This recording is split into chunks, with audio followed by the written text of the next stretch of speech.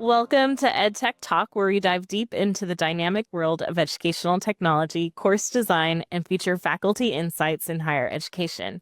I'm your host, Joy Ray, and in this episode, we are joined with Lori Yarbrough, the Planning and Assessment Coordinator, and Taylor Matthews, a part-time instructor and part-time instructional designer here at the college.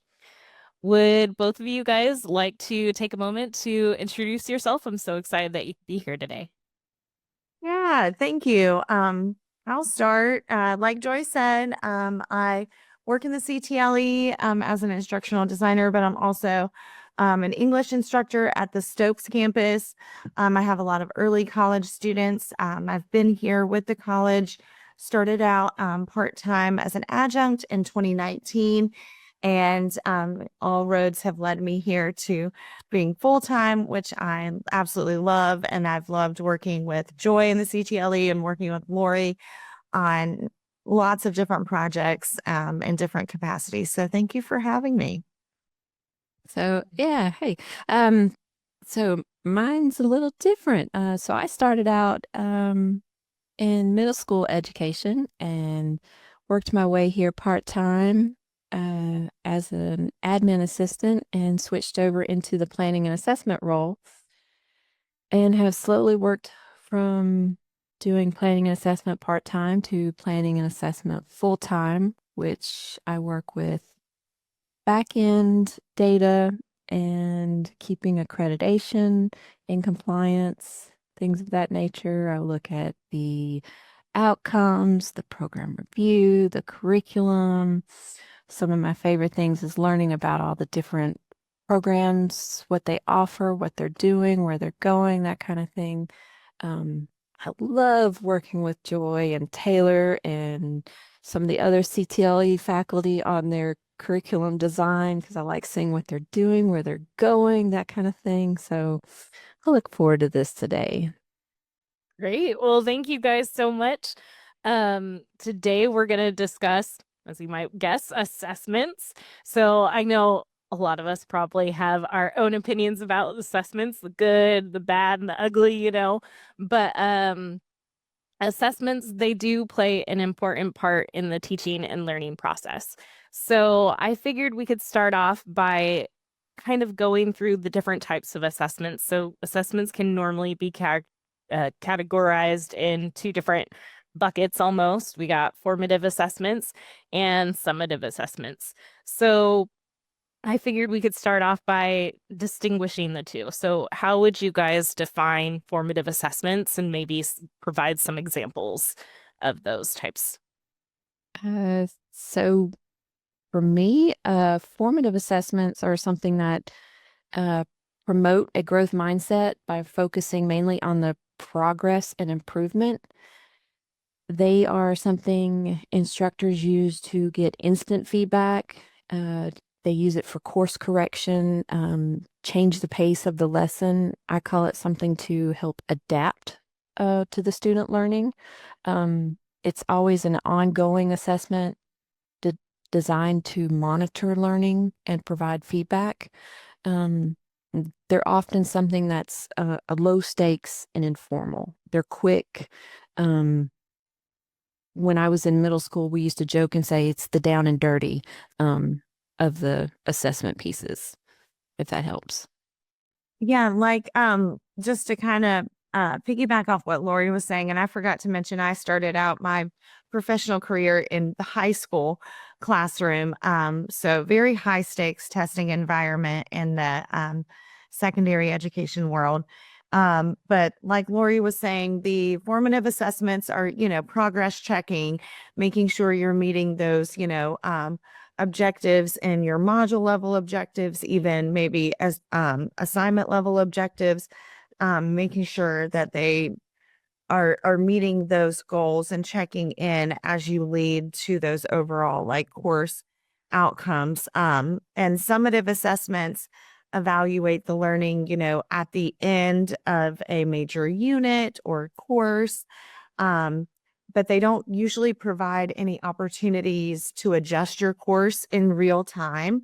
So those formative assessments are very important in informing your instruction and kind of shifting things if you're seeing that your students are not meeting them and doing that in real time, which can be a struggle with the 8-week online asynchronous fast-paced courses. Is we've worked a lot, Lori and I have worked a lot, Joy, you have too, in the CTLE with instructors on how to make sure we're still gathering a lot of the data that is super important in real time to make sure the students are successful in the course as a whole. Yeah. They emphasize progress rather than your final outcome. I guess that's the fast, easy way to say it. Whereas the summative, they're a comprehensive measure of the student's mastery of the content. Mm-hmm. I really liked how you also called formative assessments the growth, kind of like a growth mindset for both you and the students, because you're trying to figure out how you can help students grow and how you can modify your teaching and how you can grow your teaching capabilities to further meet the needs of the students. So I really liked those distinguishing factors that you made for each one. So what are some common techniques that you might have used in previous teaching or that you might recommend to instructors now for both types of assessments? Well, I will give you what I did middle school wise. I don't have the higher ed. You can adapt some of these for higher ed learning. One of my favorites was I always had students carry sticky notes. That was one of my class prerequisites on the syllabi. I always have sticky notes. I use those a lot for tickets out the door. I use them all throughout. And you can use them as an anonymous submission. You can use it, just put it on the desk. I use them in the forms of, we could put it as a Venn diagram, like any form of the answer they wanted. They could put it on their desk, as a one-word answer to my question. It could be a yes, no type answer. It could be anything.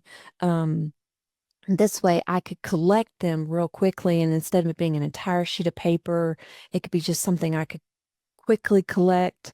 I had the period that it came from, and I had it, and it was quick and it was easy to adapt, and there it was. One of my other favorite ones was the thumbs up, thumbs down, and then that way I could see, and then my introverts in that class who didn't really want to speak, they could hide that thumb right there in front of it and give it a thumbs up, thumbs down. So those were some of my quick in-person, face-to-face ones. So I'll give Taylor the higher ed.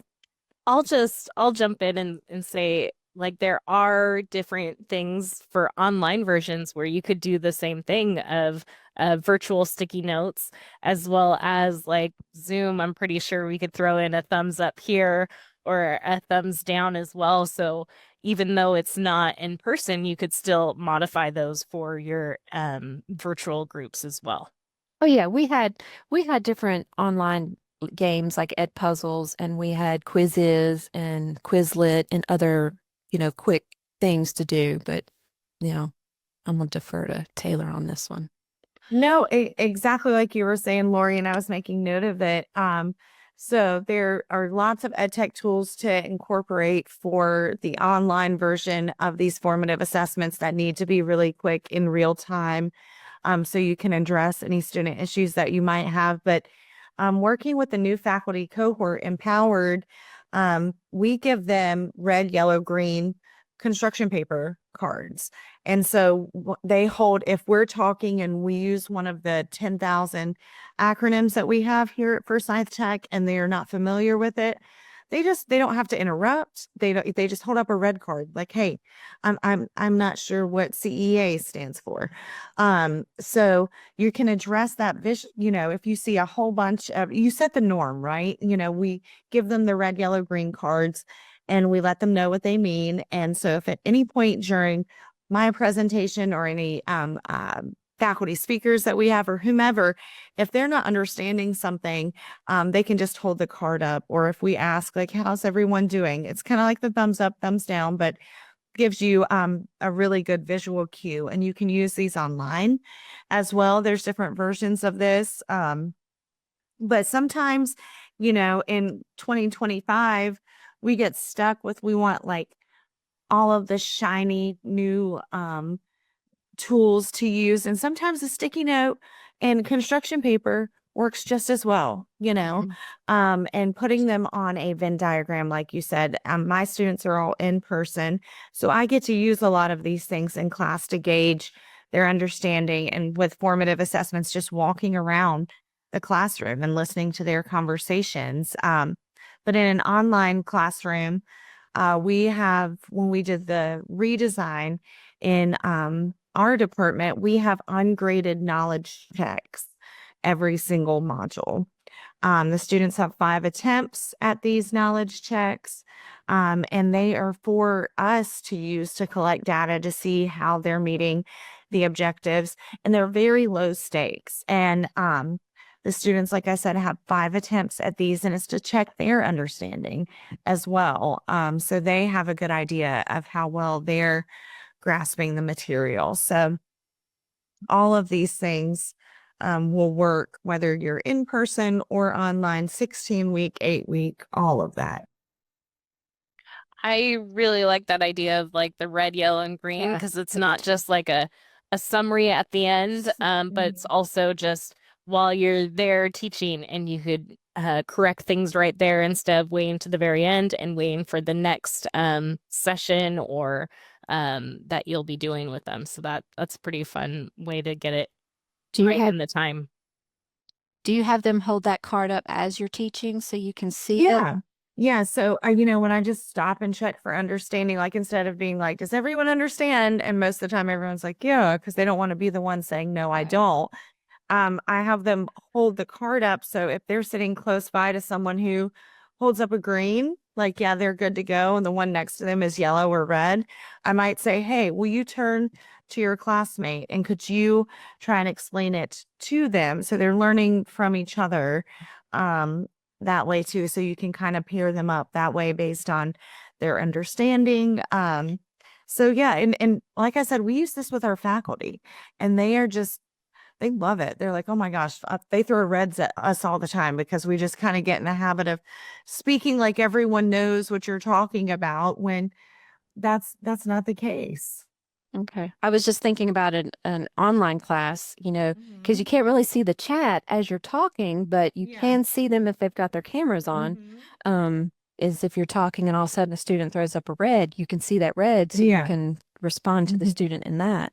Yeah. Okay. And so then that could give them a chance to talk, or the students to respond back and forth, or maybe have them, do like I don't know, we used to do the think, pair, share. Oh yeah, that's do like a great formative assessment. Or do like I don't want to say like a peer review of a discussion, but just throw out a question and have students respond to a question that way in the chat. I don't know. I'm just throwing different things out there. Yeah, no, these are all great suggestions. But yeah, I love that red, green, yellow. That's awesome. And it's not having to download the latest, greatest app. It's just old school. Yeah. Yeah. And sometimes, it works just as well. Okay. Awesome. Thank you. So when it comes to aspects like that, maybe like the knowledge checks, what kind of challenges do you face with those? Like, are there people that are still too nervous to hold up that red card because of what people might think? Or do you notice that people don't participate in those knowledge checks? What are some of those challenges that you face? Sure. Yeah. We get this a lot with the knowledge checks. Folks will say, well, do they do them? And we've been collecting data. We did the redesign. We've been running the new course this is counting the summer, the 4th semester. And we've been making small changes as we go along as a department, but we've been gathering data, especially on the knowledge checks and ungraded assessments. And surprising, much to a lot of people's amazement, the students are completing them. And I've asked the students, my students that I have in person, to complete like module surveys, like after each module, what went well, what would you change, what did you not understand, that type of thing. But a lot of the students really enjoyed the knowledge checks because within the knowledge checks, it was kind of like a summation of the information they were supposed to be reading and all of this stuff. So if it was a way to help them not only gauge their understanding, but it helped reinforce some of the information that we covered in the module. And they found it motivating because there were those 5 attempts. They found it motivating. Sometimes students would be like, I just do them because I like to see all 100s in the grade book. Like I need to see that. Some people are motivated by that. And then other students would give them a good idea of what maybe they needed to ask me a question about. And I can go in and see, pull the data like on Lori's and like pull all of the data on the back end to see where they are struggling so I can reassess how I'm teaching the information. Have you pulled any data to show how people have been doing on those knowledge checks and compared it to how they've been doing on your summative assessments? So we are working on making, as a department, a clearer connection between the two because in our English classes, we don't have tests. We have, their papers are their summative assessments. And so these knowledge checks are checking to see, how they're grasping like the scaffolded like information that they need, kind of the lower cognitive level of information, because our evaluations, like the discussion boards where they're actually doing their writing, their outlines, writing thesis statements, all of these different scaffolded pieces to their larger summative assessment, those are not what are in the knowledge checks. So we are working as a department trying to find a better connection for the two, for when we do the data analysis, really being able to show, is this impacting their performance overall? That's great. Yeah. It's good. Yeah. Some of the challenges I faced, but I know it's getting better. It's from what Taylor says is it was that student participation. They didn't take it seriously because it was a low stakes assessment. So it was just we had to establish that that culture for that assessment. It was part of that learning process. And another thing was, that open-ended task was sometimes it was hard to assess objectively. So establishing a rubric for it, letting students know that this is how it's being looked at, why it's being looked at, and that helped build up that culture to place that value on that formative assessment. And then another thing was time management, giving that feedback quickly. And I know 8-week courses, I mean, it's just the turnaround is just so fast. So not only do you have to provide that feedback, you have to adapt your course, your curriculum, like immediately. So you have to immediately tell that student, hey, you're struggling with this. Let's do this. Also, let's adjust this curriculum, make sure you're on pace. So that was some of the challenges with the formative stuff. And then obviously with the summative, you've got that students have anxiety with test taking. I was one of them. I was terrified taking tests. Smart as a whip. I could do it, but you get me in front of that test and it was like, I blank, kind of like getting on a podcast with the two of y'all. I know this stuff, but it's like, oh my gosh, here we go. And then, sometimes it depends on the assessment itself. I know from teaching in the middle schools, I didn't always get to create my test, and Mhm. I would go back, and being of that assessment mind, the test didn't always align to the outcomes. Mhm. So they would take the test, they wouldn't do good, and then they would be like, well, what happened? And I'm like, it Mm. didn't align, so I'm sorry. So those are just a few of the things there. So And I think you bring up a really good point because creating this culture in your classroom, even online, where students feel safe and comfortable to make mistakes, even when they're ungraded, right, is a huge part of it. And the clarity piece with the rubrics is essential. So students have to have rubrics for everything that they do. So you can, as the instructor, are grading objectively, and there's nothing hidden from the students. And so I think by emphasizing, the importance for growth, and if you're designing engaging ungraded assessments, things like that. And it's important, like you said, with assessments, sometimes you don't have the freedom as the instructor to adjust an assessment depending on your situation. And I'm very fortunate in the English department. We are a huge department, but we work together towards all of these goals that we have, because we're here for our students to be successful. And I mean, so everything needs to be very clear for the instructor and for the student. And but things like, for maybe more engaging ungraded assessments, Dr. Redfield's been doing a lot of gamified activities and gamified quizzes, and things like that that can help boost the Yeah. interest. yeah. Mhm. At one of my favorite ways of doing summative assessments was doing a pre-post assessment, and um it helped relieve some of that test anxiety, so they knew kind of the format of the test. It also let them see what they knew ahead of time, and then how far they grew. But it also let me know who are my test takers, who know how to read these type of questions.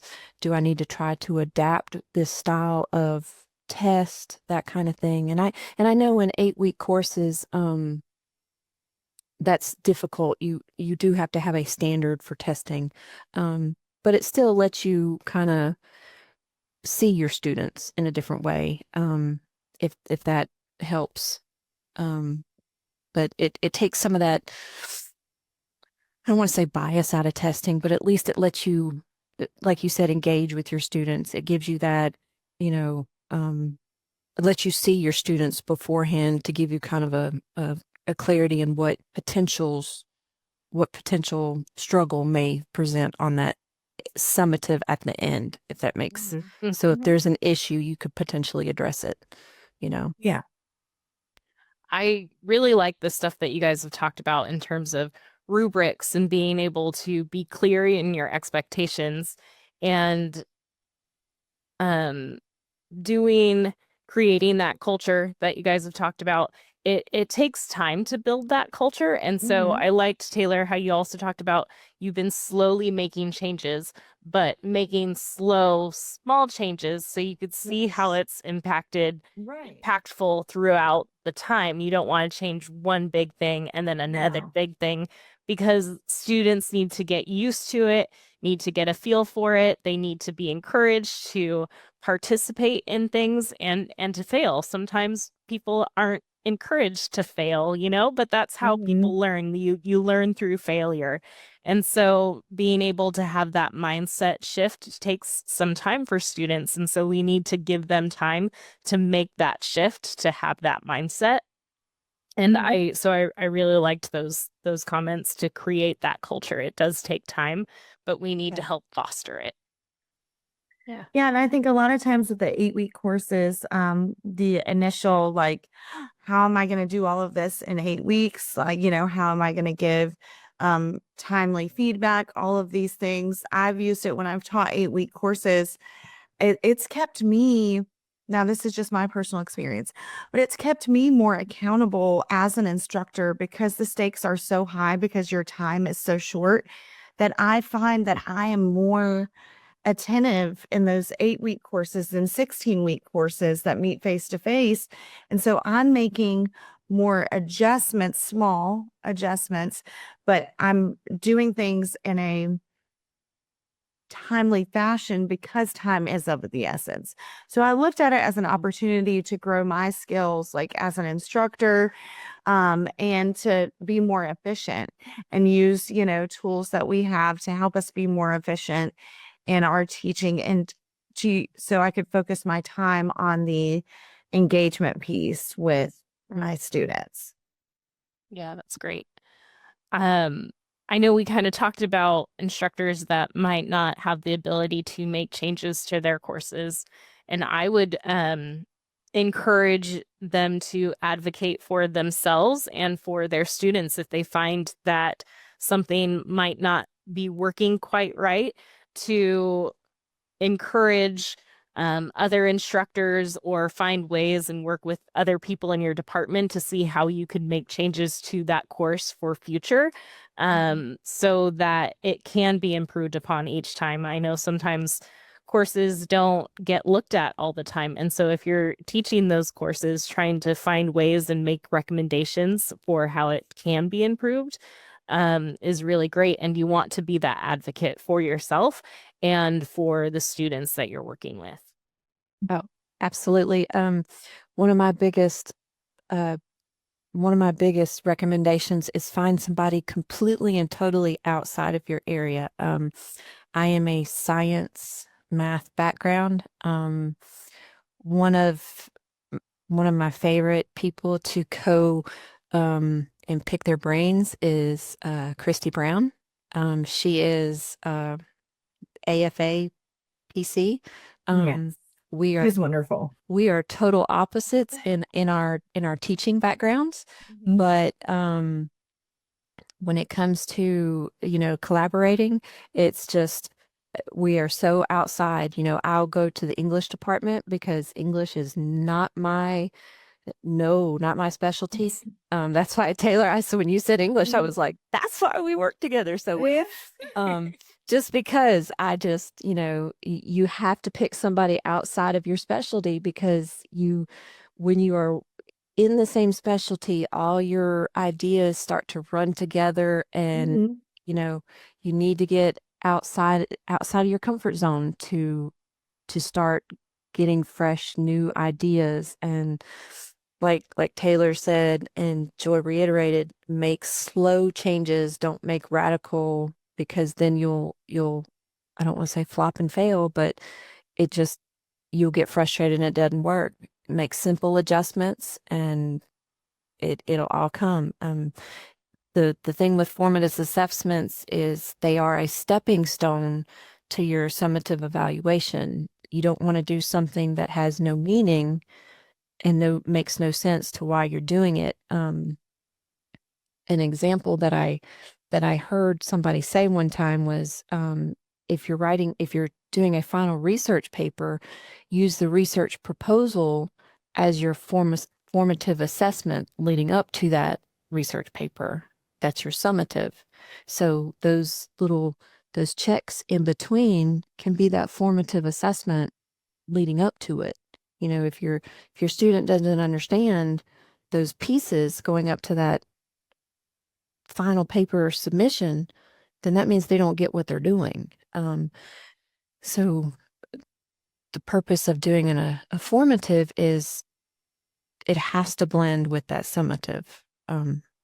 It all has to make sense. So small changes, you need to do about 3-to-1 or 4-to-1 assessments, formative to summative scaffolding. That's, if that helps.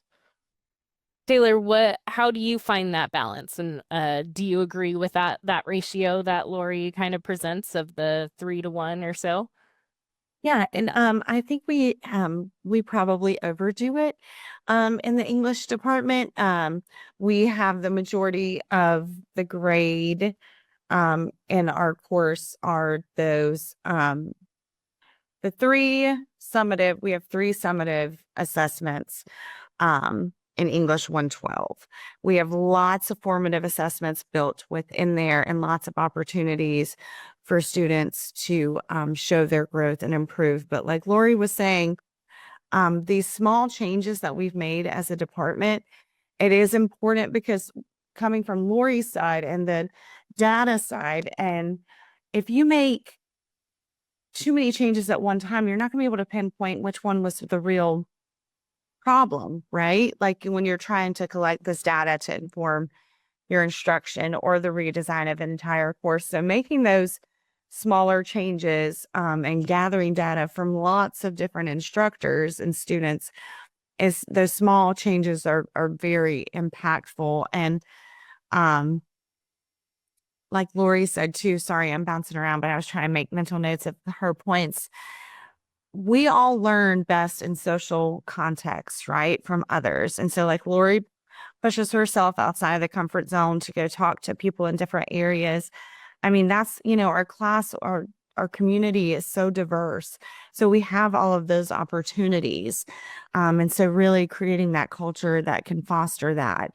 And as an instructor too, that's wonderful to do.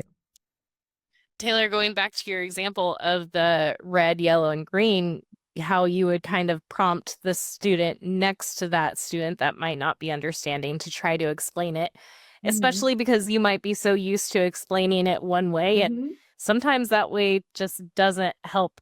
It just doesn't click for a student. I know sometimes talking to my daughter about something, but someone else talks to her. Yes. Same thing. That's what came in my head too. I'm like, why does my kid listen? That person said the exact same thing I did. And all of a sudden he gets it. Exactly. Yes. Exactly. So just hearing almost the exact same thing from someone else helps. And so being able to draw upon the knowledge and experiences of other people that are in your class to help enlighten the others around is very helpful. Yes, absolutely. Well, I was going to have a whole section about gathering data and feedback, but we've covered that pretty much. So if people could take away one simple action item from this, what would you like to share, or one key takeaway that they can take from this podcast? What would you want them to remember? To take like a small step, like make one actionable change in your instruction every semester, right? Like maybe add in, like Lori said, a sticky note exit ticket situation in one lesson. See how it goes. See how you can manage the information to inform your instruction, or add one survey to the end of a module. But do analyze the data, but make it manageable. So just one to get you kind of in the habit of collecting the data to inform your instruction. That is super important, but it's just something small. And like I always think of, how do you eat an elephant? One bite at a time, like just one bite at a time. And just know that formative assessment should be a tool for growth and also measurement, but the growth piece really. But just one small actionable item or change can lead to more. Ooh, I like that. I'm gonna piggyback on that. Use that one small change. Make it something you enjoy and make it engaging. Don't make it time consuming. Do not reinvent the wheel. Make it something that's easy to collect data from, and not going to add extra work. Something you can see the change or see the growth, and that you can easily adapt the necessary changes you need to make, or give the proper feedback to your students. This should be a quick turnaround. I love that takeaway. You might be like, oh, I could do the red, yellow, green card, But no, you don't have to do it in your throughout your whole course. You just pick one lesson to implement it in and see how it goes. And then you could next semester do it in another lesson or do a different activity in another lesson. Um, it's funny because I always think of formative assessments as a chance for student growth, you know? It's a way for a student to figure out where they might be lacking and try to improve because, you know, it's testing their knowledge. But I think after this discussion, it's just as much for the instructors as we are going and doing professional development, teaching, doing things in the classroom, because we are building our skill set to better meet the needs of students. And so I we're doing assessments on content that we already understand, but it's really helping us know how we can better help and modify and change the way that we're teaching to help meet students. And so I've really loved that shift that we have kind of talked about in this podcast. Yes. Really good summation of everything. Yeah. Yeah. Sometimes I feel like I'm too, analytical and I try to be so introspective and reflective because it's a huge part of my teaching, but sometimes I'm like, am I focusing too much on myself and not enough on the students? But because I am not this vessel of knowledge imparting, I'm not just pouring into an empty cup in a student's head. We know that that's not how people learn, and I'm not the holder of all things English 112. But I mean, that is our job, right? To meet our students where they are and to get them as far as we can to where they want to be. Yeah. So we have to constantly be doing this reflection. Well, thank you so much, Taylor and Lori. Thank you guys for joining us on this episode of EdTech Talk. Tune in next time for more insights, discussions, and inspirations in the world of higher education. Until then, keep on leading and learning.